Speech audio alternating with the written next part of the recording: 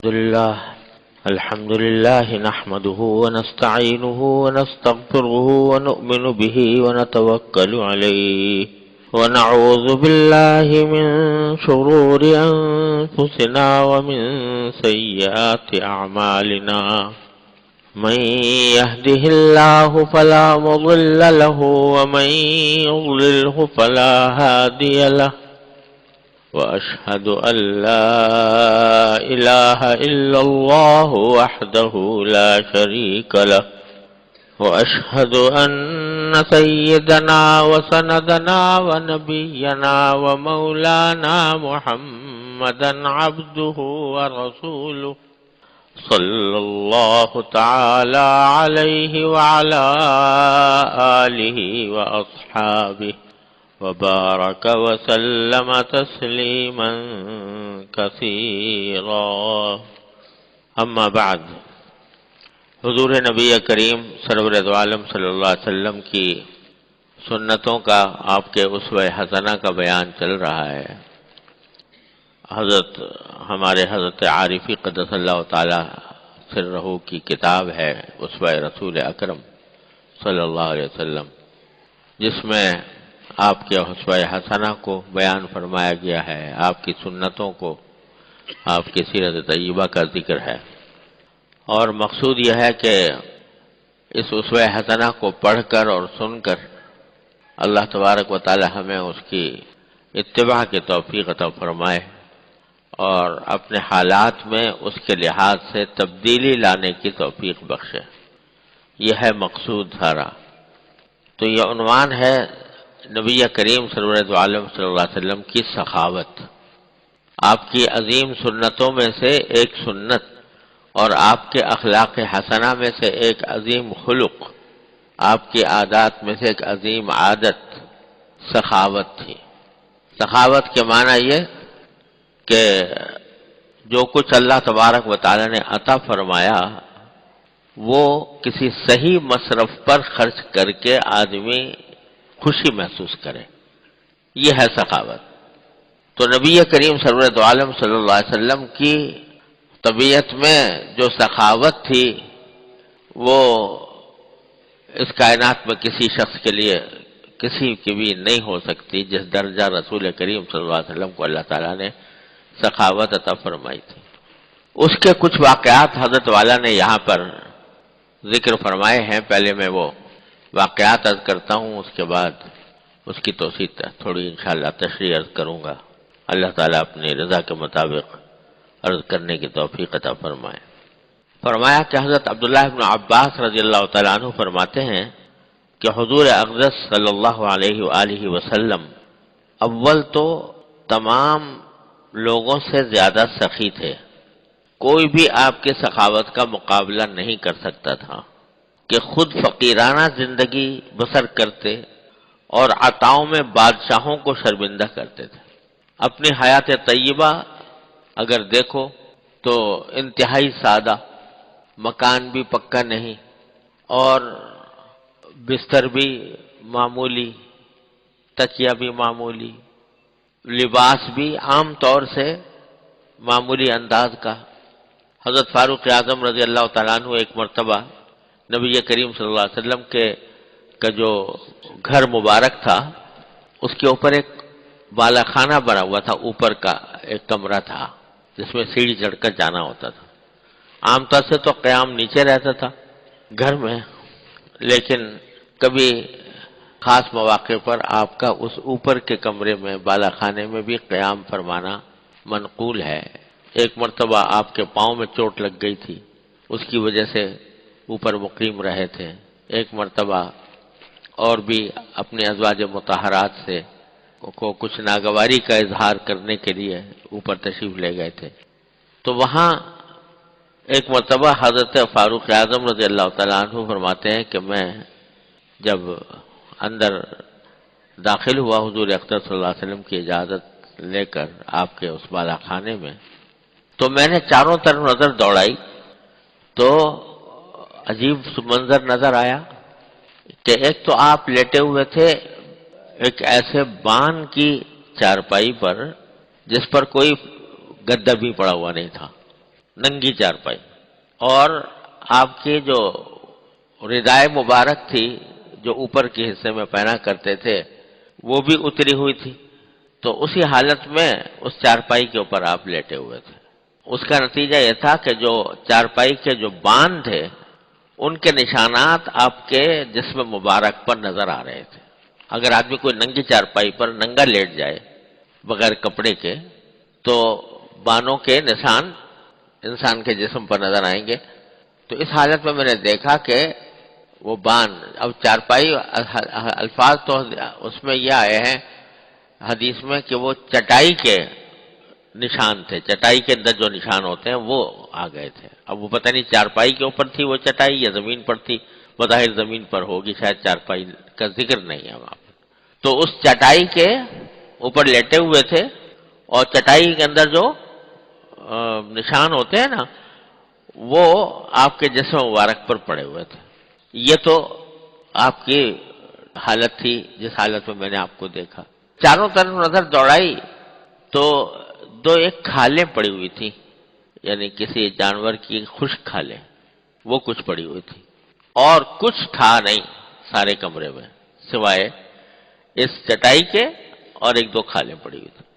تو میں نے اپنے دل میں سوچا کہ دونوں جہان کے سردار صلی اللہ علیہ وسلم، جن کو یہ پیشکش بھی کی گئی ہے کہ اگر آپ چاہیں تو احد کے پہاڑ کو آپ کے لیے سونا بنا دیا جائے، اتنے دونوں جہانوں کے سردار اس حالت میں ہیں، اور قیصر و کسریٰ روم اور ایران کے جو بادشاہ ہیں وہ کیسی کیسی محلات میں رہ رہے ہیں، ان کے کیسے شان و شوکت ہے، کیسے عالی شان ان کے رہائش کے گھر ہیں، اور کیا کچھ تعیش کے سامان ان کو میسر ہیں، اور اب دونوں جہان کے سردار اس حالت میں ہیں۔ تو فرماتے ہیں کہ میں نے عرض کیا رسول کریم صلی اللہ علیہ وسلم سے، میں نے عرض کیا یعنی اپنے تاثر کا رسول کریم صلی اللہ علیہ وسلم کے سامنے اظہار کر دیا کہ آپ دعا فرما دیجئے کہ اللہ تعالیٰ وسعت عطا فرمائے، اور میں سوچتا ہوں کہ قیصر و کسریٰ کس حال میں ہیں اور دونوں کے جہان کے سردار کس حال میں ہیں۔ تو کیا جملہ ارشاد فرمایا آپ نے، سنتے ہی فوراً فرمایا اب فی ھذا انت یا ابن الخطاب، ارے خطاب کے بیٹے کیا اس سوچ میں پڑے ہوئے ہو، اس سوچ میں پڑے ہوئے ہو کہ ہماری حالت جو ہے وہ دنیاوی اعتبار سے وہ اس جیسی ہو جائے جیسے قیصر و کسریٰ کی ہوتی ہے۔ تلک قوم عجلت لهم طیباتهم فی الحیات الدنیا، العیاذ باللہ، کہ وہ تو وہ لوگ ہیں جن کی اچھائیاں یعنی جن کے اچھے حالات اللہ نے دنیا میں جلدی دے دیے ہیں، دنیا میں دے دیے ہیں کہ اب جتنا مزہ اڑانا ہے اڑا لو، یہاں پر جتنے عیش کرنے ہیں یہاں پر کر لو، جتنی دولتیں سمیٹنی ہیں یہاں سمیٹ لو، آخرت میں تمہارا کوئی حصہ نہیں۔ تو ان کو جو کچھ اچھی چیزیں ملنی تھیں، دولت، عزت، شہرت اور عیش آرام، جو کچھ انہیں ملنا تھا وہ دنیا میں جلدی دے دیا گیا ہے، آخرت میں ان کا کوئی حصہ نہیں۔ تو یہ تم یہ چاہتے ہو کہ وہ صورت ہماری بھی بن جائے کہ ان جیسے ہم ہو کے رہ جائیں؟ آپ نے اس پر تنبیہ فرمائی، کیوں تمہارے دل میں یہ خیال پیدا ہوا؟ تو خود کی زندگی تو اتنی سادہ، اور صرف اتنی سادہ نہیں بلکہ یہ بھی فرمایا کہ میرا دل چاہتا ہے کہ ایک دن پیٹ بھر کے ایک دن کھانا کھاؤں، ایک دن بھوکا رہوں۔ جانتے تھے کہ اس امت میں ایسے لوگ پیدا ہونے والے ہیں، اس امت میں ایسے لوگ آنے والے ہیں کہ جن کی زندگی فقیرانہ ہوگی، جن کو کھانے کو میسر نہیں آئے گا، جن کو بھوک لگا کرے گی۔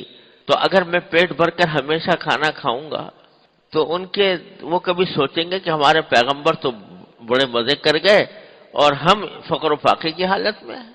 تو وہ امت کے غریبوں اور فقیروں کی برادری میں شامل ہونے کے لیے، امت کے غریبوں فقیروں کی برادری میں شامل ہونے کے لیے، کہ ان کے دل میں کبھی ایک خیال نہ آئے کہ ہم تو فقر و فاقہ سہ رہے ہیں اور ہمارے پیغمبر جو ہے مزے اڑا کر چلے گئے۔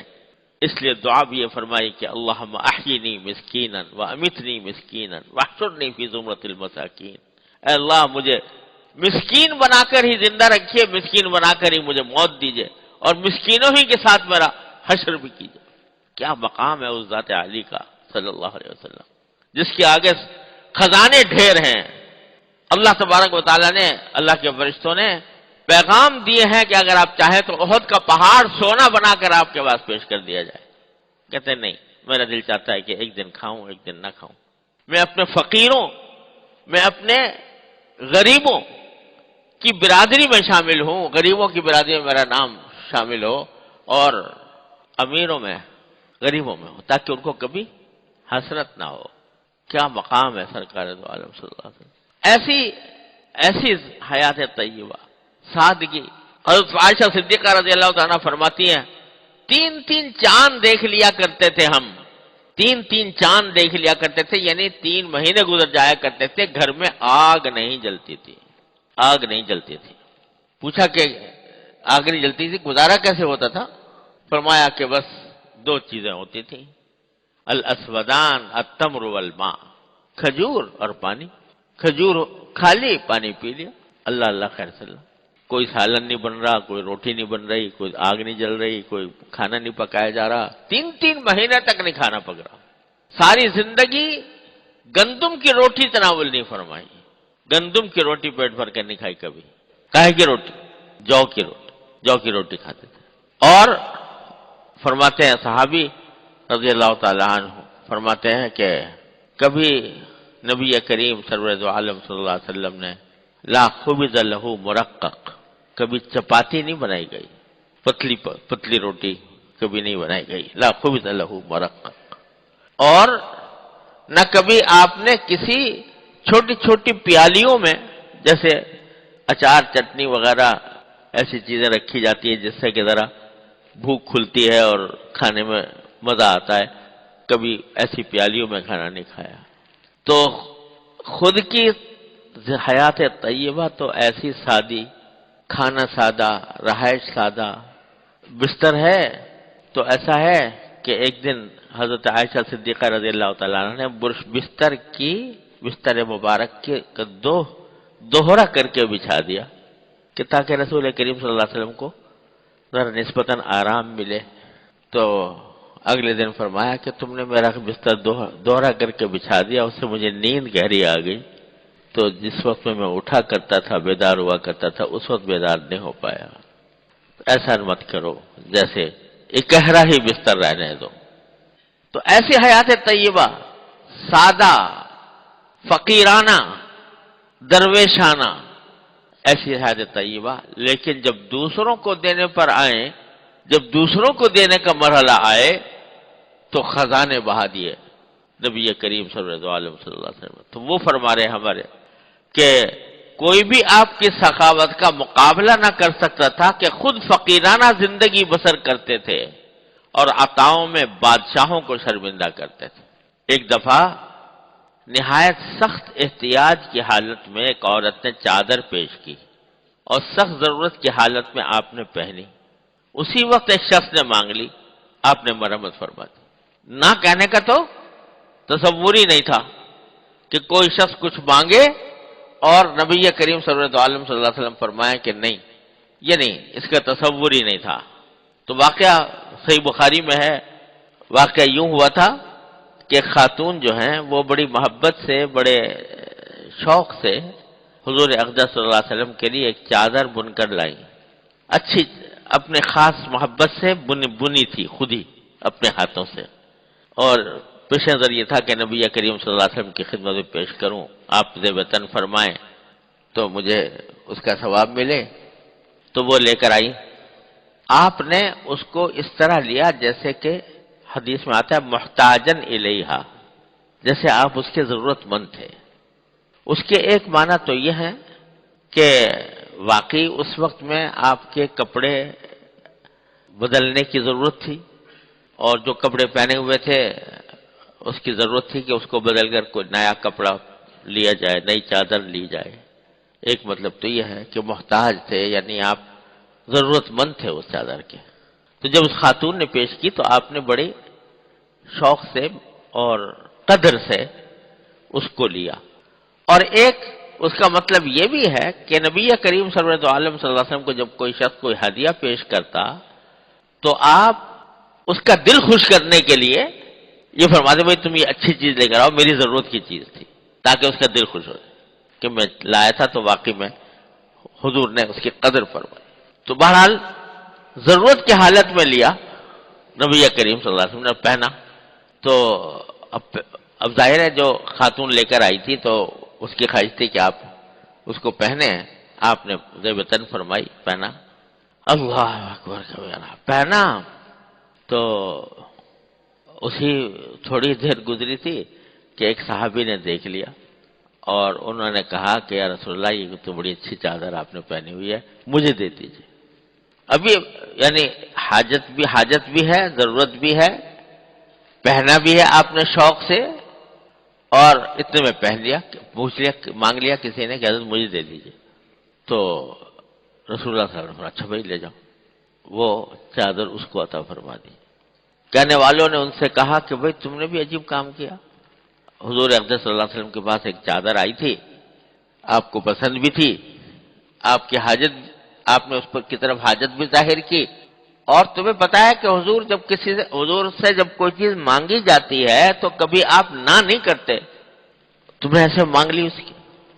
تو انہوں نے کہا کہ ہاں بھائی مانگ تو لی میں نے، لیکن میں نے اصل میں اس لیے مانگی، میں اس کو پہننا مقصود نہیں تھا، مقصد یہ تھا کہ میں اس کو اپنا کفن بنا کے رکھوں گا کہ جب کوئی میری موت ہو تو میرے کفن میں یہ چادر استعمال ہو، جو رسول کریم صلی اللہ علیہ وسلم کے جسم مبارک پر پڑی ہوئی چادر ہے، میں اس کو میں اپنے کفن میں استعمال کروں۔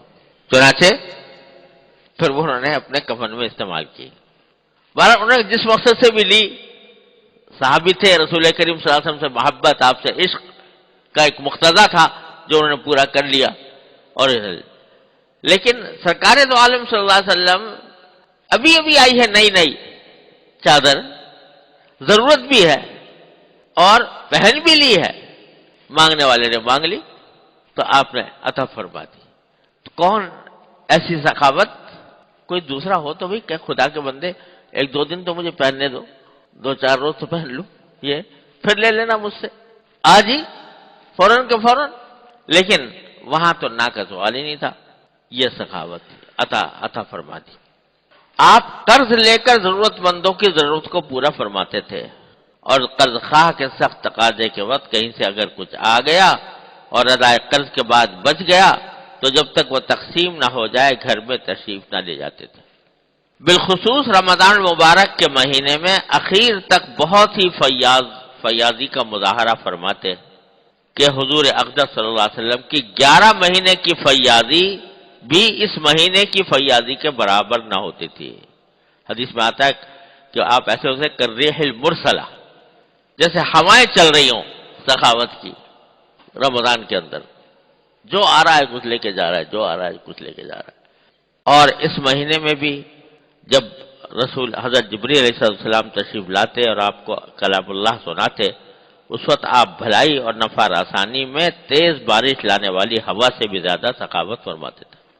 ترمذی کی حدیث سے نقل فرمایا گیا ہے کہ حضور انور صلی اللہ علیہ وآلہ وسلم کے پاس ایک مرتبہ 90,000 درہم آئے، 90,000 درہم۔ اس وقت جب یہ لکھی جا رہی تھی تو اس وقت حضرت نے لکھا، شاید شیخ الحدیث کے حوالے سے لکھا ہے کہ جس کے تقریباً 20,000 روپے زیادہ ہوتے ہیں، اب تو بہت زیادہ ہوں گے، 90,000 درہم کہیں سے آئے۔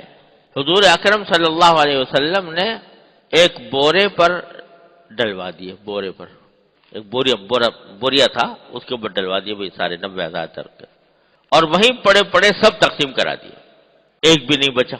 ختم ہونے کے بعد ایک سائل آیا، اس نے حضور سے کچھ مانگا، حضور اکرم صلی اللہ علیہ وآلہ وسلم نے فرمایا کہ میرے پاس تو کچھ رہا نہیں، تم کسی سے میرے طرف سے قرض لے لو، جب میرے پاس ہوگا میں وہ ادا کر دوں گا۔ کچھ مانگنے، یہ 90,000 درہم تو بیٹھے بیٹھے ہی ختم ہو گئے تھے۔ سائل آیا کہ جب مجھے کچھ ضرورت ہے، مجھے کچھ عطا فرمائیے، تو حضور اقدس صلی اللہ علیہ وسلم نے یہ فرمایا کہ بھائی اب میرے پاس تو رہا نہیں کچھ، البتہ تم ایسا کرو کسی سے قرض لے لو اور میرے نام سے لے لو، یعنی یہ کہہ دو کہ یہ قرضہ محمد رسول اللہ صلی اللہ علیہ وسلم ادا کریں گے، میرے نام سے لے لو، اور جب میرے پاس کچھ آئے گا تو میں تو وہ تمہارا قرضہ ادا کروا دوں گا۔ اللہ یہاں تو حدیث مختصر نقل کی ہے، لیکن دوسری روایتوں میں آیا ہے کہ جب حضور اقدس صلی اللہ علیہ وسلم نے یہ فرمایا کہ تم میری طرف سے قرض لے لو اور میں ادا کر دوں گا، تو حضرت فاروق اعظم رضی اللہ تعالیٰ عنہ بیٹھے ہوئے تھے، حضرت عمر، انہوں نے کہا یا رسول اللہ آپ اپنے ذمے قرض لے رہے ہیں اس کی خاطر، اور کیا یہ جب یہ شخص جو ہے اگر واقعی محتاج ہے، ضرورت مند ہے، تو آپ کے اوپر کچھ واجب تو نہیں ہے کہ ضرور اس کو دیں جب آپ کے پاس نہیں ہے؟ تو یہ کیا ضروری ہے کہ آپ دوسروں سے قرض لے کر اس کو دیں، خود مدیون بن جائیں، خود مقروض بن جائیں اور ان کو دیں؟ یہ کیا ضروری ہے؟ تو اس پر نبی کریم صلی اللہ علیہ وسلم کا یہ ارشاد منقول ہے کہ آپ نے فرمایا کہ اللہ کے بھروسے پر دے دیا کرو، وَلَا تَخْشَ مِنْ ذِي الْعَرْشِ إِقْلَالًا، عرش والے سے کبھی کمی کرنے کا اندیشہ نہ رکھنا۔ عرش والا جب کسی کو دیتا ہے تو خوب دیتا ہے، جب اللہ کے راستے میں خرچ کرنے کے لیے کوئی شخص چاہتا ہے دینا، تو وہ عرش والے کے ہاں کوئی دینے میں کمی نہیں ہوتی۔ لا تخش ذی العرش من ذی العرش اقلالا، اسے کمی کا اندیشہ نہ رکھنا۔ کیا مطلب کہ جب اس نیت سے میں نے کہا اس سے کہ میں اس کی ضرورت پوری کر دوں اور اس کے لیے قرض لے لوں اور قرض لے کر اس کو ادا کر دوں، تو اللہ تبارک و تعالی ضرور ادا فرما ہی دیں گے۔ اور چونکہ نبی کریم صلی اللہ علیہ وسلم کی سنت دیکھی تھی، مانگنے والے کو کبھی محروم نہیں فرماتے تھے، تو صحابہ کرام کا بھی یہی قصہ تھا۔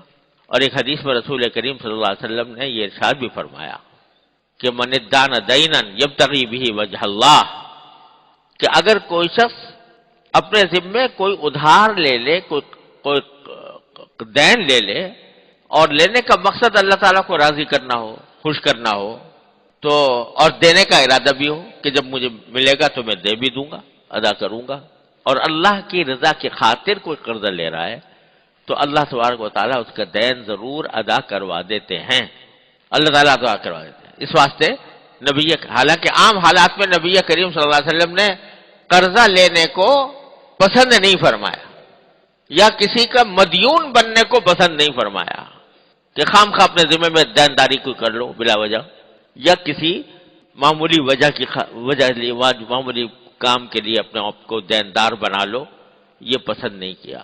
جو شخص کے مدیون ہو کر مرے اور اس کے پاس ترکے میں کچھ ہو نہیں، اس کی نماز جنازہ بھی نہیں پڑھائی نبی کریم صلی اللہ علیہ وسلم نے۔ تو مدیون بننا یعنی کسی کا دیندار بننا، یہ حضور اقدس صلی اللہ علیہ وسلم کو پسند نہیں تھا اور اس کو اچھا نہیں سمجھتے تھے۔ لیکن کسی کو دینے کی نیت سے، کسی کی حاجت پوری کرنے کی نیت سے آدمی یہ کرے کہ چلو بھائی انشاءاللہ مجھے تو پاس کچھ نہ کچھ پیسے آ جائیں گے تو میں اس وقت یہ دین ادا کر دوں گا، اس نیت سے اگر کوئی لے تو دینے کی نیت بھی ہو، تو یہ حضور اقدس صلی اللہ علیہ وسلم سے خود بھی ثابت ہے اور صحابہ کرام سے بھی ثابت ہے۔ حضرت عائشہ صدیقہ رضی اللہ تعالی عنہا ام المومنین، ان کے بارے میں روایات میں آتا ہے کہ بہت کثرت سے لوگوں کو دینے کے لیے پیسے لے لیتی تھی، قرض لے لیتی تھی، اور لوگوں کی حاجتیں پوری کرتی رہتی تھی، یہاں تک کہ خود کے ذمہ بہت قرض ہو جاتا تھا، پھر ادا کر دیتی تھی، پھر لے لیتی، پھر لوگوں کی حاجتیں پوری کرتی تھی، یہاں تک کہ ایک مرتبہ عبداللہ بن زبیر رضی اللہ تعالیٰ عنہ، جو حضرت عائشہ کے بھانجے بھی تھے، حضرت اسما کے بیٹے تھے، حضرت عائشہ کے بھانجے تھے، جب وہ خلیفہ بنے تو چھوٹے تھے بچے، یعنی ان کے حضرت عائشہ کے تو اولاد کے برابر تھے، تو جب یہ خلیفہ بنے تو انہوں نے کہیں کہہ دیا کہ حضرت عبداللہ بن زبیر نے حضرت عائشہ سے کہ آپ یہ کیا کرتی ہیں کہ لوگوں سے قرضے لے کے دوسروں کی حاجتیں پوری کرتی ہیں، خود اپنے اوپر اتنا وہ قرضہ چڑھا لیتی ہیں، یہ تو کوئی اچھی بات نہیں ہے۔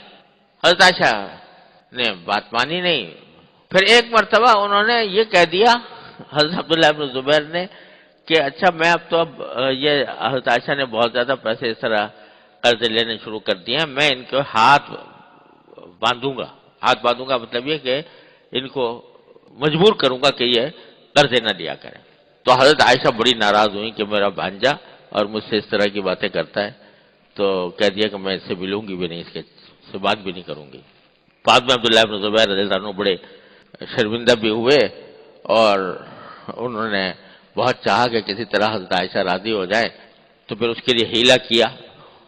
حضرت عبداللہ بن زبیر کو تو آنے نہیں دے رہی تھی اس وجہ سے، مجھے کیوں اس طرح کی بات کہی، حضرت عائشہ آنے نہیں دے رہی تھی، لیکن پھر ایک حیلہ یہ کیا کہ کچھ اور لوگ جو حضرت عائشہ رضی اللہ تعالیٰ عنہا جن سے ناراض نہیں تھی، ان سے کہا بھائی تم جاؤ حضرت عائشہ کے پاس اور جا کر ان سے کہو کہ جی ہم آنا چاہتے ہیں، آ جائیں تو میں بھی تمہارے ساتھ چلا جاؤں گا۔ چنانچہ یہ گئے اور جا کر پوچھا کہ ام المؤمنین ہم اندر آنا چاہتے ہیں آپ کی خدمت میں بات چیت کرنے کے لیے، آ جائیں؟ کہ ہاں آ جاؤ، ہم سب آ جائیں جتنے ہیں؟ تو انہوں نے کہا آ جاؤ، تو اس میں عبداللہ بن زبیر بھی تھے۔ تو اس طرح عبداللہ بن زبیر داخل ہو گئے حضرت عائشہ کے پاس، اور اس کے بعد پھر بہت ان کی منتیں کی، بہت خوشامد کی، کہیں پھر جا کر کہیں حضرت عائشہ مانی رضی اللہ تعالیٰ عنہم اجمعین۔ پھر اپنے قسم کا کفارہ بھی دیا، قسم کھا لی تھی کہ میں اس سے بات نہیں کروں گی عبداللہ بن زبیر سے، قسم کا کفارہ بھی دیا۔ خیر، تو غرض حضور اقدس صلی اللہ علیہ وسلم نے یہاں پر اس روایت میں یہی ہے کہ جب وہ مانگنے والا آیا، مال ختم ہو چکا تھا، تو فرمایا کسی سے قرض لے لو، میں ادا کر دوں گا وہ قرض جب میرے پاس ہوگا۔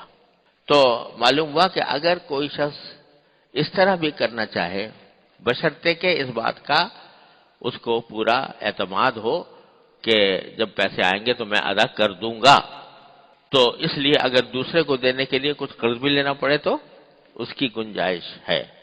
پھر فرمایا حضرت جابر رضی اللہ تعالیٰ عنہ سے روایت ہے کہ ایسا کبھی نہیں ہوا کہ رسول اللہ صلی اللہ علیہ وسلم سے کچھ مانگا گیا ہو اور آپ نے فرمایا ہو کہ میں نہیں دیتا۔ حضرت انس رضی اللہ تعالیٰ عنہ فرماتے ہیں کہ رسول اللہ صلی اللہ علیہ وسلم کل کے لیے کوئی چیز اٹھا کر نہیں رکھتے تھے، گھر میں سونا چاندی رکھنے کا سوال ہی نہیں تھا۔ حدیث میں آتا ہے کہ ایک مرتبہ آپ نماز کے لیے تشریف لائے، نماز کے بعد تیزی سے اٹھ کر گھر میں تشریف لے گئے اور پھر واپس آئے۔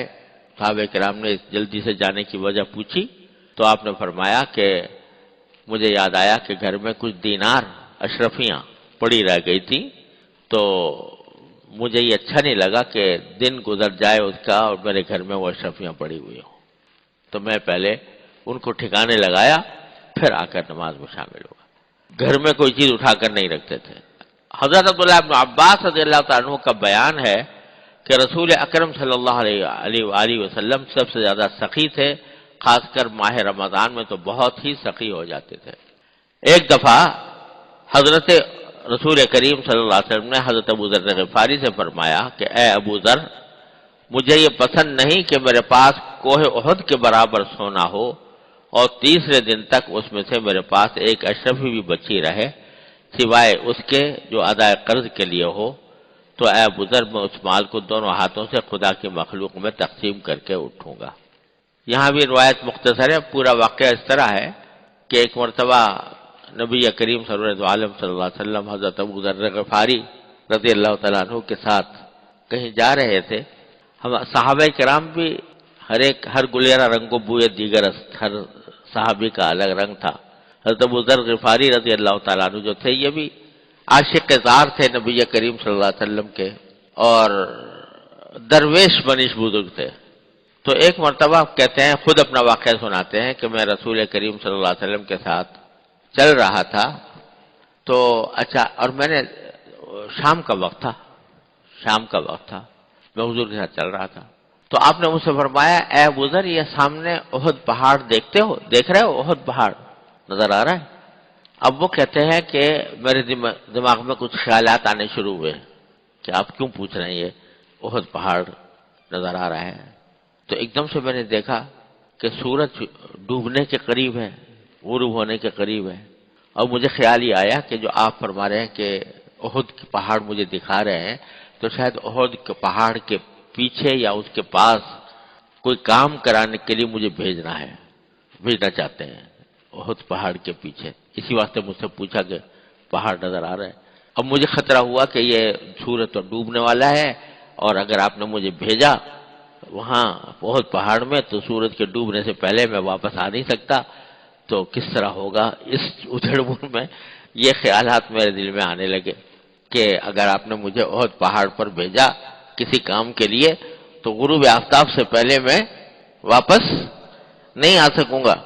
تو ابھی میں یہ سوچ ہی رہا تھا تو آپ نے اس وقت فرمایا کہ ابو ذر، اگر یہ سارا پہاڑ احد کا میرے لیے سونا بنا دیا جائے تو 3 دینار سے زیادہ میں اپنے پاس نہیں رکھوں گا۔ سارا سونا بنا دیا جائے تو جتنے بھی دینار بنیں گے، اس سونے کے جتنے بھی اشرفیاں بنیں گی، ان میں سے کچھ اپنے پاس نہیں رکھوں گا سوائے 3 دینار کے، وہ بھی ارسدھا لدین، جو اس لیے اپنے پاس رکھوں گا کہ کبھی میرے اوپر اگر کوئی مال واجب ہو گیا تو اس میں سے کچھ ادائیگی کر سکوں۔ باقی کوئی دینار میں اپنے پاس نہیں رکھوں گا، سارے کے سارے کیا کروں گا؟ تقسیم کر دوں گا لوگوں میں۔ تو اس میں سے ایک بھی میں اپنے پاس نہیں رکھوں گا۔ یہی وجہ ہے کہ حضرت ابو ذر غفاری رضی اللہ عنہ کا مسلک ہی یہ تھا، ان کا وہ یہ کہتے ہیں کسی بھی انسان کو 3 دینار سے زیادہ اپنے پاس رکھنا جائز نہیں، اس سے زیادہ اگر آئے گا تو اس کو اللہ کے راستے میں خرچ کرنا ضروری ہے۔ لیکن یہاں رسول کریم صلی اللہ علیہ وسلم نے اپنا بتایا تھا کہ میں ایسا کروں گا، لیکن یہ واجب نہیں کیا کہ دوسرے لوگوں کو بھی ایسا ہی کرنا چاہیے۔ دوسروں کے اوپر تو یہ کہہ دیا بھائی زکوٰۃ واجب ہو گئی، زکوٰۃ ادا کر دی تو بس جو شریعت کا حق تھا وہ ادا ہو گیا، باقی اس سے زیادہ خرچ کرنا لازم نہیں۔ اچھا ہے کہ کرے لیکن لازم نہیں۔ لیکن خود کا عمل یہ تھا، اگر سارا احد کا پہاڑ سونے کا بنا دیا جاتا تو فرمایا کہ میں 3 سے زیادہ نہیں رکھوں گا، اور وہ بھی اس لیے تاکہ اگر کبھی میرے ذمے کسی کا کوئی دین آ جائے تو اس دین کو میں ادا کر سکوں۔ پھر آگے فرمایا کہ ایک دن رسول کریم سرور دو عالم صلی اللہ علیہ وآلہ وسلم کے پاس 6 اشرفیاں تھیں، 4 تو آپ نے خرچ کر دی اور 2 آپ کے پاس بچ رہی۔ اشرفی جو ہے نا، سونے کے دینار اور اشرفی ایک چیز ہوتی ہے، تو 6 تھیں سونے کی تھیں، 4 خرچ کر دی اور 2 آپ کے پاس بچ رہی۔ ان کی وجہ سے آپ کو تمام رات نیند نہ آئی کہ 2 اشرفیاں میرے پاس بچی ہوئی ہیں، ابھی تک یہ میں کہیں خرچ نہیں کر سکا، اس کی وجہ سے رات بھر نیند نہیں آئی۔ اللہ! ام المؤمنین حضرت عائشہ صدیقہ رضی اللہ تعالیٰ عنہ نے عرض کیا کہ حضرت معمولی بات ہے، 2 دینار ہیں، رات میں گھر میں رہ گئے ہیں، کوئی ایسی پریشانی کی بات نہیں ہے، معمولی بات ہے، صبح کو ان کو خیرات کر دیجیے گا۔ حضور اکرم صلی عالم صلی اللہ علیہ وسلم نے فرمایا، اے حمیرہ! حمیرہ حضرت عائشہ صدیقہ رضی اللہ تعالی عنہا کا لقب رکھا ہوا تھا آپ نے، محبت کا لقب۔ تو اے حمیرہ، کیا خبر میں صبح تک زندہ رہوں یا نہ رہوں؟ تم کہہ رہی ہو کہ رات میں اگر 2 دینار بچ گئے تو کیا حرج ہے، آپ صبح کو خیرات کر دیجیے گا، لیکن مجھے کیا معلوم، مجھے کیا یقین کہ صبح تک میں زندہ رہوں گا یا نہیں رہوں گا، اس لیے پریشانی ہے کہ کس طرح میں نے اپنے گھر میں چھوڑ دیا یہ دینار۔ ایسی سخاوت روئے زمین پر کسی بھی انسان سے متصور نہیں جیسی سخاوت کا مظاہرہ حضور نبی کریم سرورت عالم صلی اللہ علیہ وسلم نے فرمایا۔ تو سخاوت بذات خود ایک عظیم سنت ہے، اور نبی کریم سرورت عالم صلی اللہ علیہ وسلم کے اسوہ حسنہ کا ایک بہت بڑا حصہ ہے سخاوت۔ آپ نے انتہا درجے کی سخاوت کر کے ہمیں کم از کم یہ شرم دلا دی کہ میں تو یہاں تک کر رہا ہوں، تم کچھ تو بڑھو، کچھ تو آگے چلو، کچھ تو سخاوت کا مظاہرہ کرو۔ یہ ہے نبی کریم صلی عالم صلی اللہ علیہ وسلم کی تعلیم۔ اب ہوتی کیا ہے سخاوت، کیسے پیدا ہوتی ہے؟ وقت ختم ہو رہا ہے، اس لیے تفصیل میں جانے کا وقت نہیں، اللہ نے زندگی دی تو اگلی مجلس میں عرض کریں گے انشاءاللہ۔ لیکن خلاصہ یہ سمجھیے کہ سخاوت نام ہے اس صفت کا کہ آدمی جس جگہ انسان کو خرچ کرنا چاہیے وہاں خرچ کر کے دل خوش ہو، یہ سخاوت ہے۔ جہاں خرچ کرنا چاہیے، جو صحیح محل ہے خرچ کرنے کا، وہاں خرچ کر کے آدمی کا دل خوش ہو، یہ ہے سخاوت۔ خرچ تو کر دیا اور رنجیدہ ہو رہا ہے، افسوس ہو رہا ہے، ہائے میرے کیوں کر دیا، سمجھے؟ تو کر بھی بیٹھا بیچارہ، پیسے بھی گئے، خرچہ بھی کیا، اور بعد میں پچھتا رہا ہے کہ کیوں کیا۔ یہ بخل ہے، یہ بخل، یہ کنجوسی ہے۔ اور خرچ کیا اور دل خوش، الحمدللہ اللہ تعالیٰ نے جو نعمت عطا فرمائی تھی اس کو مجھے اللہ تعالیٰ نے صحیح مصرف میں صحیح جگہ پر خرچ کرنے کی توفیق عطا فرمائی، اس پر دل خوش ہو رہا ہے، یہ سخاوت۔ اور خوب سمجھ لو کہ سخاوت ضروری نہیں کہ لاکھوں میں ہوگی تو سخاوت ہوگی، ہزاروں میں ہوگی تو سخاوت ہوگی۔ ارے ایک پیسہ بھی ہوگا اور خوش دلی سے ہوگا، اخلاص کے ساتھ ہوگا، اللہ کو راضی کرنے کے لیے ہوگا، تو ایک پیسہ بھی ہوگا، ایک آنا بھی ہوگا، تو وہ سخاوت ہے۔ اور 1,00,000 ہے اور تنگ دلی کے ساتھ ہے، 1,00,000 ہے اور دکھاوے کے لیے ہے، کوئی ایک دمڑی کے برابر بھی سخاوت اس کو چھو کے بھی نہیں گزری، وہ محض دکھاوا ہے، اس کا کوئی اجر بھی نہیں، کوئی ثواب بھی نہیں، اور کوئی اچھی صفت بھی نہیں۔ تو سخاوت کا مطلب کیا ہوا کہ صحیح مصرف پر خرچ کر کے انسان کو سرور حاصل ہو، الحمدللہ میرا یہ پیسہ صحیح جگہ پر لگ گیا، یہ سخاوت۔ اب اس کا کچھ حصہ واجب ہوتا ہے، فرض ہوتا ہے، کچھ حصہ سنت ہے، کچھ حصہ مستحب ہے، یہ اس کے اندر تفصیلات ہیں، لیکن اس کا اصل جو اس کی جڑ ہے وہ یہ کہ مال کی محبت ایسی نہ ہو جو انسان کو صحیح مصرف پر خرچ کرنے میں رکاوٹ بنے۔ یہ چیز ہے جو حاصل کرنے کی ہے، جو سنت ہے نبی کریم صلی اللہ علیہ وسلم کی۔ کس طرح حاصل ہو؟ اللہ تعالیٰ اپنی رحمت سے دعا کرو، ہم سب کو اللہ تعالیٰ عطا فرمائے، اور اگر اللہ نے توفیق دی، زندگی عطا فرمائی، تو اگلی مجلس میں اس کی کچھ تفصیلات کروں گا۔ اللہم صلی علی سیدنا محمد وعلی آل سیدنا محمد کما صلیت علی ابراہیم وعلی آل ابراہیم انک حمید مجید۔ ربنا ظلمنا انفسنا وان لم تغفر لنا وترحمنا لنكن من الخاسرین۔ ربنا آتنا فی الدنیا حسنہ وفی الآخرۃ حسنہ وقنا عذاب النار۔ یا اللہ، یا رحمان، یا رحیم، یا کریم، اپنے فضل و کرم، اپنی رحمت سے ہمارے تمام گناہوں کو معاف فرما۔ یا اللہ، ہر طرح کے شر و فتنے سے ہماری حفاظت فرما۔ یا اللہ، ہمیں اتباع سنت کی توفیق کامل اور راسخ عطا فرما۔ یا اللہ، تمام حاضرین حاضرات کو ان کے تمام جائز مقاصد میں کامیابی عطا فرما۔ یا اللہ، ہم سے جن لوگوں نے جس کام کے لیے بھی دعا کی درخواست کی ہے، فرمائش کی ہے، ان کی دلی مرادوں کو پورا فرما۔ کسی نے پیغام بھیجا ہے کہ کسی جگہ پیش محمد مولانا اکبر صاحب کا کل آپریشن ہے، اللہ تعالیٰ اپنے رحمت سے آپریشن کو کامیاب فرما۔ ہمارے استاد الکل حضرت مولانا سلیم اللہ خان صاحب دامت برکاتہم بیمار ہیں، یا اللہ اپنے رحمت سے ان کو صحت و عافیت کاملہ عاجلہ مستمرہ عطا فرما۔ یا اللہ، اپنے فضل و کرم سے ان کو صحت و عافیت کاملہ عاجلہ مستمرہ عطا فرما۔ یا اللہ، دارالعلوم کے بھی اساتذہ، طلبہ میں جو لوگ بیمار ہیں، ان کے متعلقین میں جو لوگ بیمار ہیں، انہیں شفاء کامل و عاجل عطا فرما۔